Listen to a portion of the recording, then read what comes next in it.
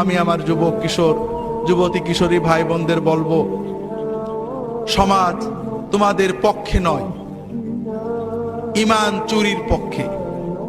পিতামাতা তোমাদের ছেড়ে দিয়েছেন, তবে অন্তত নিজেদের ভবিষ্যতের দিকে তাকিয়ে, দুনিয়ার ভবিষ্যৎ আখিরাতের ভবিষ্যতের দিকে তাকিয়ে নিজেরা সাবধান হও। দুনিয়াতে অপরাধ হবে, পাপ হবে, অন্যায় ভুল হবে, তবে দুটো বিষয় খুব ভালো করে মনে রাখো। নামাজটা কখনো ছেড়ো না। নামাজ, যদি সিনেমা হলে থাকো বেরিয়ে এসে নামাজ পড়বে, যদি খেলার মাঠে থাকো ওয়াক্ত মতো নামাজ পড়বে। নামাজটা কখনোই ছাড়বে না, যত কিছুই হোক সময় মতো নামাজ পড়বে। আর অশ্লীলতাকে, মাদকতাকে বিষের মতো পরিত্যাগ করবে। এই দুটো বিষয় যদি তুমি ঠিক রাখতে পারো, ইনশাআল্লাহ অন্যান্য ভুল ত্রুটি তওবা করবে, ভালো হবে, খারাপ হবে, এই নামাজ তোমাকে আল্লাহর পথে টিকিয়ে রাখবে। এবং ইনশাআল্লাহ তোমার বয়স যখন 50 হবে, তুমি নিজে অনুভব করবে এই দুনিয়ার জমিনে তোমার বন্ধুদের চেয়ে তুমি ভালো আছো। আর ইনশাআল্লাহ কিয়ামতের দিনে তুমি তোমার পিতামাতা সহ আল্লাহর আরশের নিচে তার ওলিদের সাথে মেহমান হয়ে যেতে পারবে।